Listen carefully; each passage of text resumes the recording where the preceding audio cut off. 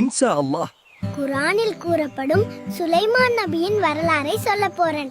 தொடர்ந்து கேளுங்க. இது பகுதி 2. தொடர்ந்து எங்களுடன் இணைந்திருங்கள். நிச்சயமாக அத்தேசத்தவர்களை ஒரு பெண் ஆட்சி புரிவதை நான் கண்டேன். இன்னும் அவளும் அவளுடைய சமூகத்தார்களும் அல்லாஹ்வை அன்றி சூரியனுக்கு ஸ்கது செய்வதை நான் கண்டேன். அவர்களுடைய இத்தவறான செயல்களை அவர்களுக்கு ஷைத்தான் அழகாக காண்பித்து அவர்களை நேரான வழியிலிருந்து தடுத்துள்ளான். ஆகவே அவர்கள் நேர்வழி பெறவில்லை. வானங்களிலும் பூமியிலும் மறைந்திருப்பவற்றை வெளியாக்குகிறவனும் நீங்கள் மறைப்பதையும் நீங்கள் வெளியாக்குவதையும் அறிபவனும் அல்லாஹ்வுக்கு அவர்கள் சுஜூது செய்து வணங்க வேண்டாமா? அல்லாஹ் அவனையன்றி வணக்கத்திற்குரிய நாயன் வேறு இல்லை.